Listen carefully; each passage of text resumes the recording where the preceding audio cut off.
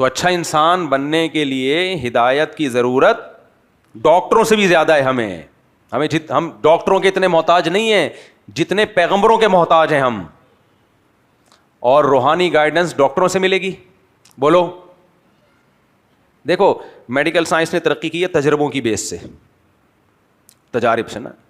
پہلے زمانے میں حکیم, یہ سارا حکیموں کا علم ہی ہے جو میڈیکل سائنس میں منتقل ہوا ہے. پہلے تو حکیم ہوا کرتے تھے, وہی جڑی بوٹیوں پہ ریسرچ کرتے تھے, پھر اسی کی ریسرچ کرتے کرتے کرتے کرتے یہ جو آج کل میڈیکل سائنس ہے جس نے ترقی کی ہے, سارا حکیموں سے ہی لیا ہوا مال ہے, اور سارا مسلمانوں سے لیا ہوا ہے. یہ بھی بتا دوں آپ کو, 1000 سال تک ہمیں, پہلے طب یونانی تھی, وہ غیر مسلم تھے جب تک اسلام دنیا میں نہیں آیا تھا. لیکن جب اسلام نے دنیا میں غلبہ حاصل کیا ہے تو یونان میں گڑبڑ یہ ہوئی ہے کہ یونانیوں نے 2 بچے پیدا کرنے کی اسکیم چلا لی. جو یونان تھا نا, اوریجنل یونان, ان کے پاگل قسم کے کچھ فلاسفر پیدا ہوئے. انہوں نے کہا دیکھیں ایکچولی جب ہمارے گروتھ ریشو کم ہوگا تو وسائل زیادہ ہوں گے تو بچے کم ہوں گے, لیکن کھلا کھائیں گے تو ننگا نہ آئیں گے. وہ یہ ان کے لوگوں نے چلا دیا حساب کتاب.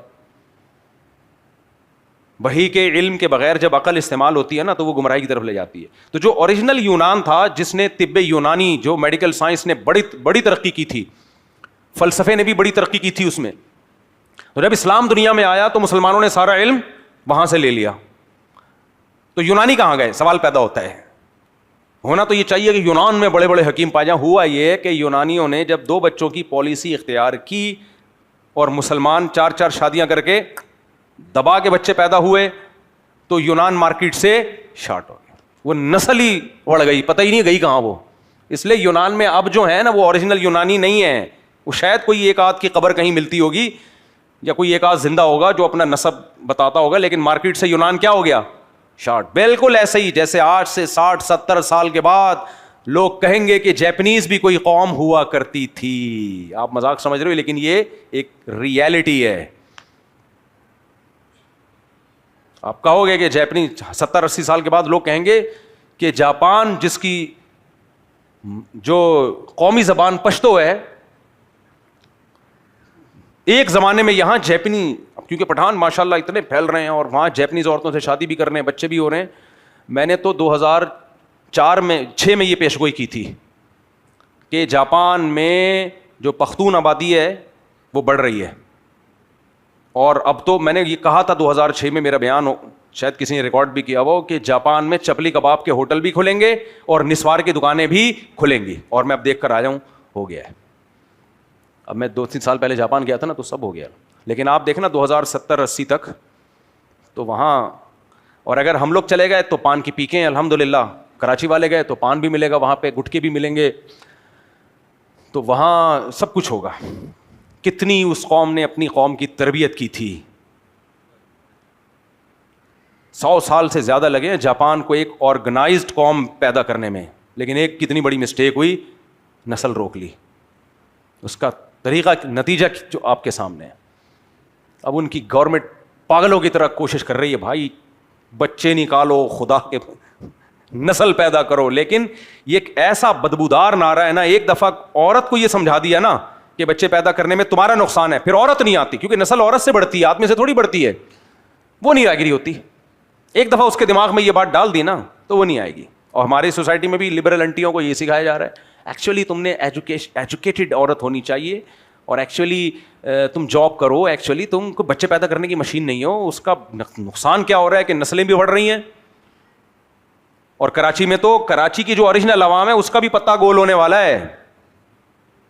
یہ بہت ہائی لیول کی رپورٹیں پیش کر رہا ہوں, ہوائی باتیں نہیں ہیں. 2040, 50, 60, 70 میں بالکل یہاں کا کلچر چینج ہو چکا ہوگا. سمجھ میں آ رہی ہے بات؟ جو جس قوم کی گروتھ ریشو بڑھتا ہے نا, غالب اسی نے آنا ہے میرے بھائی, غالب اسی نے آنا ہے, پلڑا اسی کا بھاری ہوگا. اور یہ ایسے سلولی ہوتا ہے کہ لوگوں کو پتہ بھی نہیں چلتا, پورا کلچر اگلی نسل میں چینج ہو چکا ہوتا ہے. وہ یاد بھی نہیں ہوتا کہ پہلے کیا ہوتا تھا یہاں. پھر لوگ بتاتے ہیں پہلے ایسے ہوا کرتا تھا, لوگ کہتے ہیں ہمیں حیرت کی بات ہے یار. تو اس لیے یا تو پٹھان جاپانی زبان سیکھ لے گا جاپان میں, یا جیپنیز پشتو پہ آ جائیں گے. لیکن ایک بات ہے کہ نسل ختم. اور اللہ کا بڑا فضل ہے, میرے جب سے بیان ہمارے پشتو اسپیکنگ بھائیوں نے 4 شادیوں والے سننا شروع کیے ہیں. میں جب جاپان گیا, ایک بی بی پشاور میں, ایک الحمدللہ جاپان میں, مزہ آ گیا. سیالکوٹ کے بہت سے لوگ ہیں پنجاب کے ماشاءاللہ, ایک بیگم سیالکوٹ میں, ایک کہاں ہے جاپان میں. اب جو سیالکوٹ کے بھائی لوگ وہاں گئے ہوئے ہوں گے ان کی خیر ہے نہیں, جب سیالکوٹ واپس آئیں گے تو رپورٹ طلب کی جائے گی, اچھا ہمیں تو بتایا ہی نہیں تھا. کیا کریں بھائی,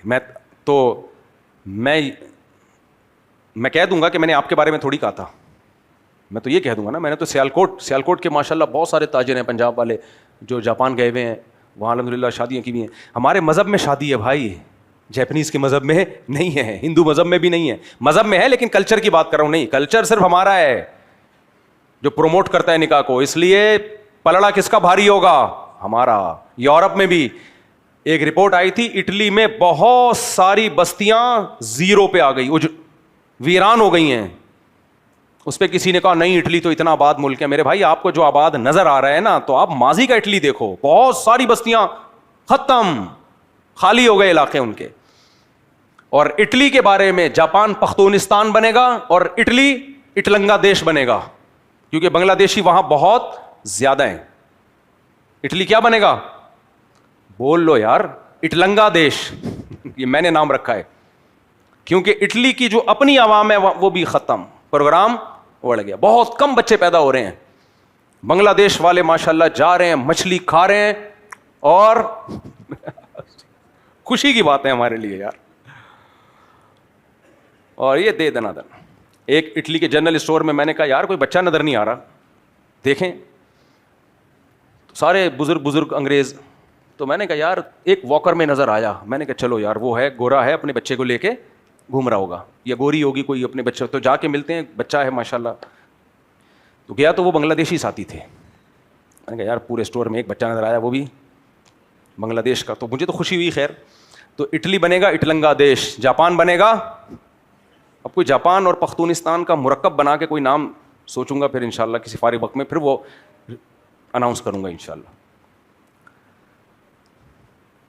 کوئی ابھی سے سوچ لو اچھا سا نام, جس میں جاپان کا بھی بالکل اس ملک کو بھی نہیں کرنا نا ہم نے ایسے, بالکل ہی تھوڑا سا جیسے اٹلنگا دیش میں اٹلی بھی تو آ رہا ہے نا شروع میں, الف اور ٹے تو آ رہا ہے نا, تو ایسے اٹلنگا دیش اور جاپان کو کچھ سوچتے ہیں اس میں. خیبر جاپان خواہ, بہترین بات کی, جاپان خان رکھ دیں گے, جاپان بن جائے گا جب خونستان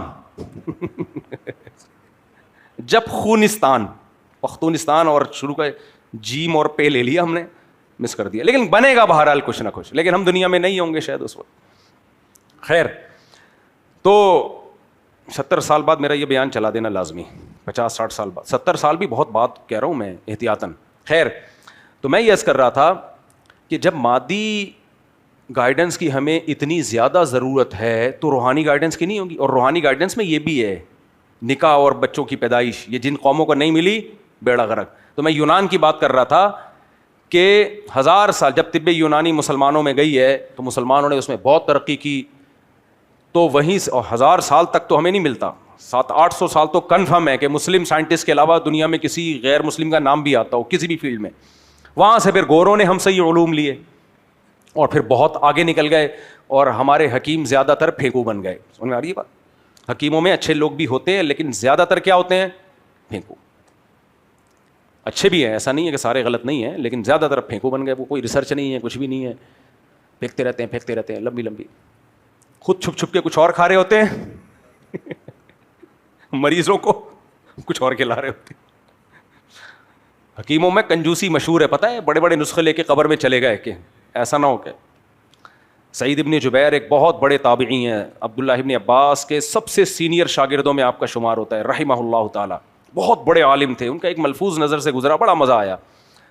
فرماتے تھے کہ اللہ نے جو مجھے علم دیا ہے اس کو لے کے میں قبر میں جاؤں, مجھے یہ زیادہ محبوب ہے کہ دنیا میں اس کو پھیلا دوں. میں دنیا میں کیا کروں, مجھے بڑی موٹیویشن ملی اس سے کہ یار جو کچھ اللہ نے ٹوٹا پھوٹا علم دیا ہے اس کو لے آؤ بس پبلک کے سامنے. بیانات میں تو میرے اصلاحی بیان ہوتے ہیں نا, اصل جو علماء کی جو تحقیقی باتیں ہیں وہ الگ دنیا ہے, وہ الگ دنیا ہے. تو انہوں نے فرمایا کہ میں اپنے علم کو قبر میں لے کے جاؤں, اس سے مجھے زیادہ محبوب ہے کہ میں دنیا میں پھیلا کے جاؤں اس کو. لیکن بعض کیا زیادہ تر حکیم اسی طرح گزرے ہیں, کوئی چیز ہو بتاتے نہیں ہیں. میں ایسے حکیموں کو بھی جانتا ہوں, کوئی بڑے اچھے نسخہ کوئی بنایا انہوں نے کتاب میں پڑھ کے, وہ تجربوں کی بیس پہ, اس سے بندہ ٹھیک ہو گیا. اب ان کو بولا بھائی اس کا نسخے میں کیا کیا ڈالا ہے بتا دو, تاکہ شیئر نہ شیئر نہیں کرنا اس کو, صحیح ہے, پتہ نہ چلے. یار یہ تو بخل ہے نا, کیا خیال ہے, بتا دو کیا جا رہا ہے.